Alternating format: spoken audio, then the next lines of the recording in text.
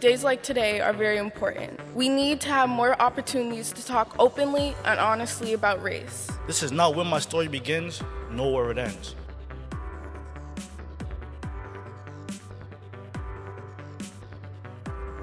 We will be back 1 year from now to talk about the progress we made. This is not the end, this is the beginning. Thank you very much. We started something new in Boston with our dialogues on race. It's more than a conversation. It's a commitment to keeping equity at the top of the agenda in everything that we do. To me, an equitable Boston is a city where everyone can get what they need to thrive. But we don't all start from the same place. We have a history with racism in our country and our city. Its impacts are deeply rooted. So these can be hard conversations, but they are necessary conversations. We have challenges ahead of us as a city in the 21st century. Climate change, inequality, problems in Washington. We have to be united, and we have to break down the barriers that divide us. We have to draw on all of our talent and strength. Our future depends on it, and our values demand it. That's why we put a racial equity at the heart of our resiliency plan, and that's why we focus on equity in everything we do. We founded Boston's first Office of Diversity to achieve greater equity in the city's workforce. We've worked to make sure the hiring process is more accessible to communities of color. We foster career development to make sure workers of color can move up into decision-making positions. And we've increased transparency, the diversity dashboard you can explore online. We also report on our progress.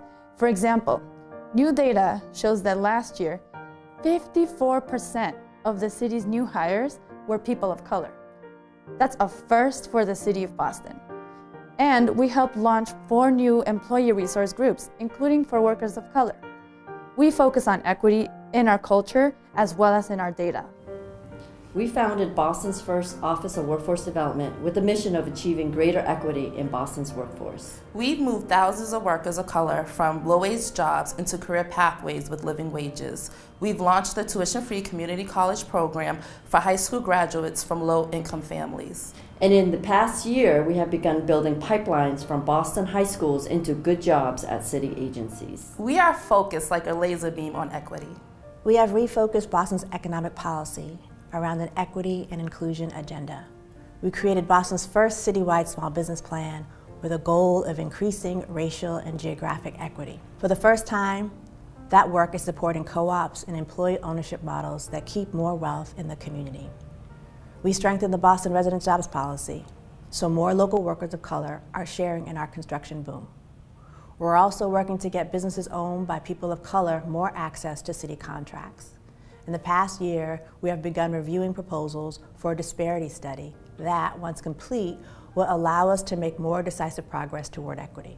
And so as we pitch to these new companies, we want to make sure that the company knows what we stand for and also how we can benefit from what they stand for. And it's a great opportunity to really link our values together. And I think at the heart of that is how we can create more equity and more inclusion for our students, for our people across all neighborhoods in Boston, and really provide more access points for people to feel plugged in to the workforce development opportunities that many of these companies can provide within the Boston community.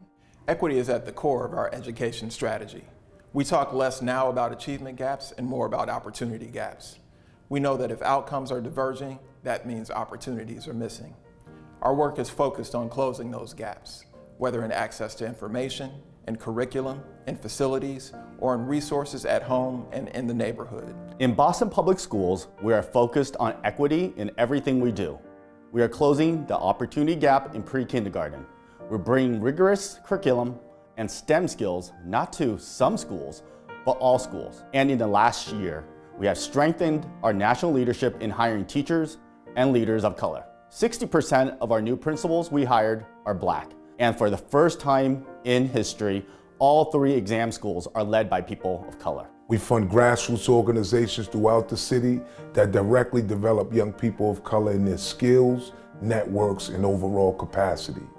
In order for our young boys and men of color to really have a true chance in this great city, equity has to be our focus and overall mission. In the last year, we've collected a new round of data from the 225 employers that are part of the Women's Workforce Council. In this new report, not only did we pay attention to the wage gap by gender, but also by race, because we know that the barriers for women of color are even greater than white women. In the Environment Department, we're focused on equity. It's something that we think is incredibly important in the work that we do as we prepare the city of Boston to deal with the impacts of climate change. We recognize, as we've done a vulnerability assessment, that some of the most impacted communities will be those that have the least means to respond to those issues. And that means that as we do that planning, as we take those actions, as we educate our residents and our businesses, we have to make sure that we come up with the strategies that will ensure that everyone in the city of Boston will be prepared to deal with the impacts of climate change. We are focused on digital equity because high-speed internet access is essential for full inclusion in our economy. In the last year, we have supported organizations like Tech Goes Home and the Boston Neighborhood Network. We launched the Digital Equity Fund to expand this work, and we're really excited to be part of the Youth Lead the Change participatory budgeting process. Under their direction, we are deploying wicket-free Wi-Fi in several Boston centers for youth and families. We focus on equity and civic engagement by making sure that every neighborhood's needs are heard and in every neighborhood gets access to city service that meets their unique needs. We are focused on equity in public works. We know that the built environment too often reflects and perpetuates racial disparities. We have to be intentional about changing that. For example, in the last year, we have begun changing the way we schedule sidewalk repairs. The system was driven by constituent requests. When we looked at that more closely, we saw neighborhoods with more resources were making more requests and getting more service.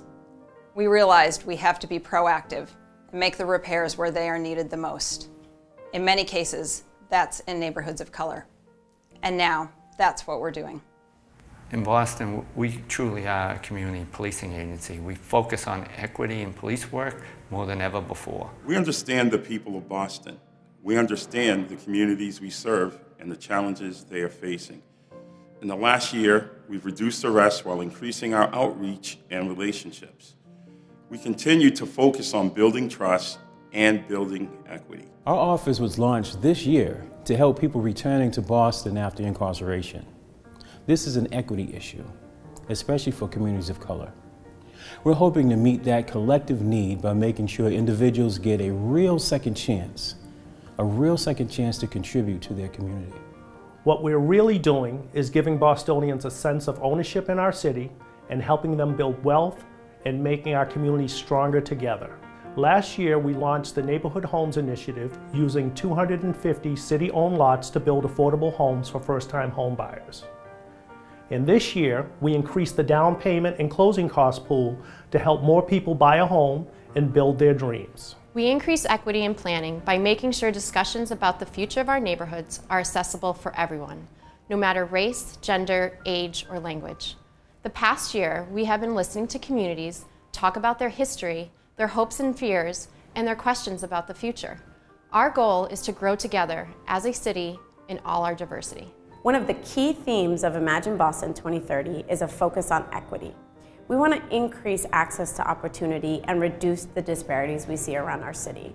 To do that, we have to put together a very collaborative process that includes community organizations, all of our community members. Your voices really need to be what helps us implement this plan. We are focused on equity because persistent racial inequality not only undermines our collective ability to withstand shocks, it is by itself a slow-moving catastrophe in too many of our communities. Our response must be a healing journey with intentional action towards a more equitable and more resilient Boston. The drive for equity just doesn't live in my office. It's in every department, every program, every service. It's in the data we track, but fundamentally, it's in the people and relationships. You have to know someone to know what they're facing. So it's policies and practices, and it's hearts and minds. It has to be both. I know we have a long way to go as a country and as a city. Sometimes with all that's going on, it feels like one step forward and two steps back. But we are committed to growing in our equity and our unity as a city. Martin Luther King Jr. said it, and President Obama quoted him many times. The arc of the moral universe is long, but it bends towards justice. And it's why I call on all of us to keep this dialogue going today and every day.